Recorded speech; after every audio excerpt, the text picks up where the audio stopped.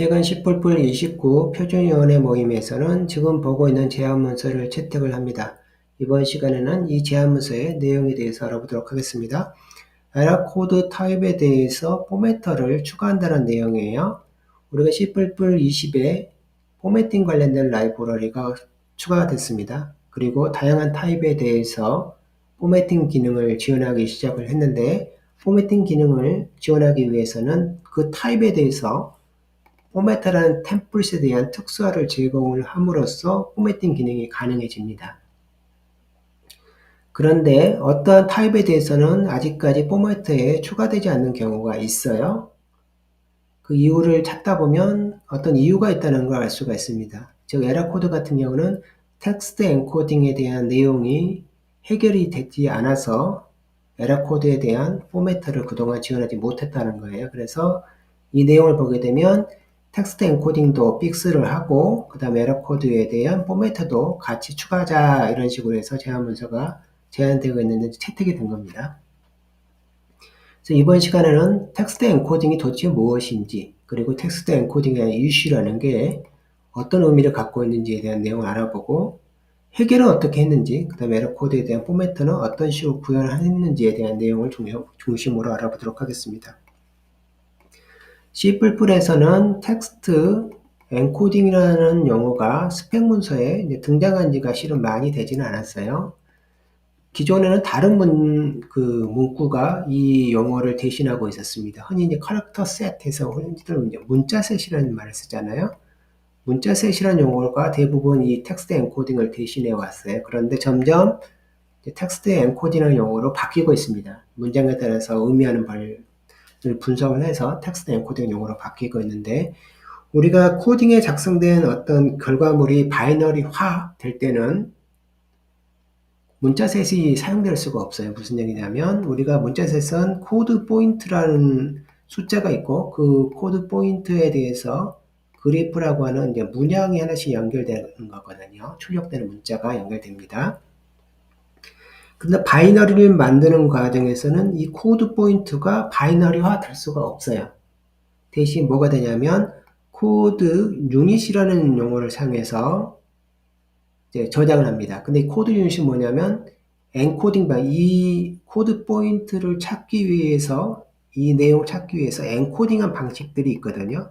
압축을 했다고 보시면 됩니다. 텍스트에 대해서. 근데 그 엔코딩하는 이 엔코더가 코드 유닛이라는 단위로 압축을 하는 거예요. 예를 들어서 우리가 UTF-8이라고 하면 이 전체는 뭐냐면 엔코딩에 대한 이름이에요. 그럴 때 코드 유닛으로 8비트를 사용한다 이런 의미거든요.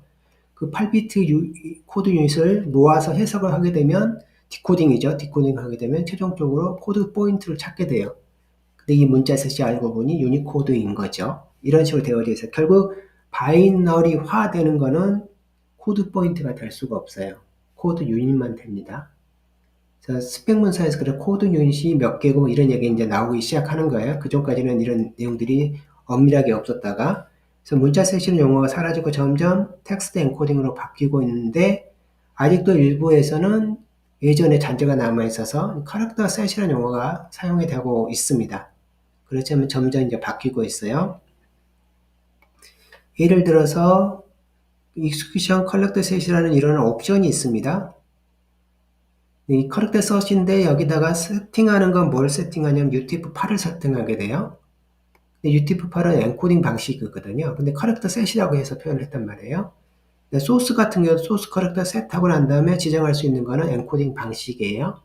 즉 이런 식으로 캐릭터 셋이란 말이 엔코딩, 텍스트 엔코딩을 대신해서 써왔던 겁니다. 자, 예를 들어서 한번 볼게요. 자, C++에는 문자 셋을 보는 과정이 크게 세 종류로 분리가 되어 있습니다. 소스를 만들 때 우리가 소스를 작성하잖아요. 그 소스에 사용되는 엔코딩 방식이 있는 거죠. 그걸 소스 엔코딩이라고 불러요. 그 다음 우리가 쌍따옴표 치고 문자를 쓰게 되잖아요. 또는 따옴표 쓰고 문자를 쓰게 되는데, 이런 식으로 뭐 가라든지 뭐 안녕하세요 이런 식으로 쓰게 되잖아요. 요거는 이제 리터럴 문자라고 부르는데, 이 리터럴 문자에 대해서도 엔코딩이 있습니다. 그래서 ordinary literal encoding이라는 이 엔코딩 방식을 이제 스펙 문서에서는 이렇게 하고, 이걸 두 개를 분리를 해요. 요거 할 때 사용하는 엔코딩 타입이 따로 있다. 문자 엔코딩이. 그 다음에 execution collector set이라고 하는데 execution 엔코딩이에요. 이제 정확하게 따지면 execution 엔코딩은 뭐냐면 우리가 캐릭터라고 하는 타입에다가 사용해서 뭐 문자를 쓰게 되잖아요. 이 캐릭터에 사용되는 문자 셋을 뭐라고 부르냐면 캐릭터에 대한 타입을 표현할 때 사용하는 그걸 execution character set이라고 부릅니다. 이게 이제 세 개로 분리를 했어요. 이런 식으로 분리해서 이제 설명을 합니다. 스펙 문서에서. 그런데 실제 이제 컴파일러에서는 구현하는 과정을 보게 되면 대부분 이 문자하고 요건 동일하게 취급을 합니다. 그래서 두 개로 나눠서 처리를 하게 돼요. 이거를 소스 엔코딩이라고 부르고 이쪽을 그냥 묶어서 두 개 다 묶어서 execution 엔코딩이라고 부르게 됩니다. 그래서 여기서 보면 execution character set을 설정한다는 거는 여기는 이 두 개를 설정한다는 뜻이고 소스에 대한 character set을 설정한다는 거는 이 부분을 설정한다는 뜻이에요. 그럴 때 지금 제한 문서에서 하는 내용은 뭐냐면 이 부분하고 이 부분을 사용을 해서 이제 문제를 해결합니다. 그리고 이 경우는 컴파일하는 시점에 세팅을 하기 때문에 이 포매팅하는 함수가 어떠한 문자셋인지를 인식을 합니다. 내부적으로 인식해서 작동하게 되어 있어요. 그래서 포매팅하는 함수가 문자셋을 뭘 쓴지를 이제 이해를 하는 상태에서 주어지기 때문에 관련된 문제를 해결할 수 있는 거예요. 문자셋을 인식을 하기 때문에. 그래서 실제 내부에 제한 문서의 내용을 보게 되면 이렇게 되어져 있습니다. 어디를 수정한 거냐? 이 두 군데를 수정을 한 거예요. 일단 에라 코드에는 에라 카테고리라는 게 있습니다. 그 다음에 에라 코드를 해석하게 되면 그 에라 코드에서 어떠한 내용인지를 알려주는 어떤 설명 문구가 있어요. 그걸 이제 메시지라고 부릅니다. 그럴 때 이 에라 카테고리는 내부 코딩의 대부분 어떤 식으로 되어 있냐면 리턴하고 난 다음에 이렇게 문자로 써요. 리터럴 엔코딩이라는 거죠. 그래서 리터럴 엔코딩이라고 여기 오디너리 리터럴 엔코딩을 사용해야 된다라는 식으로 기존에 이 문장이 없었어요. 그래서 이 문장을 추가하면서 에라 카테고리를 리턴할 때는 오디너리 리터럴 엔코딩을 쓴다라고 딱 하니까 포매팅 함수에서 컴파일 할 때 이걸 딱 알게 되는 겁니다. 그에 맞게 뭘 해주냐 포매팅 하게 되는 거예요. 기존 여기도 이게 없었습니다.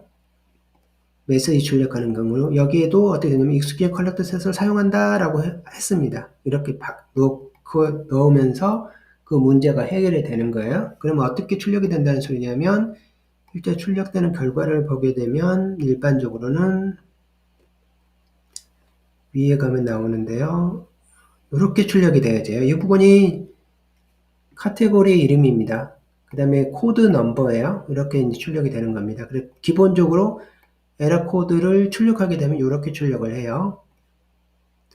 그리고 S를 쓰게 되면 포맷 지정자를 쓰게 되면 이제 description 아까 말한 메시지 함수에서 리턴는 값을 이렇게 뿌려준다는 겁니다.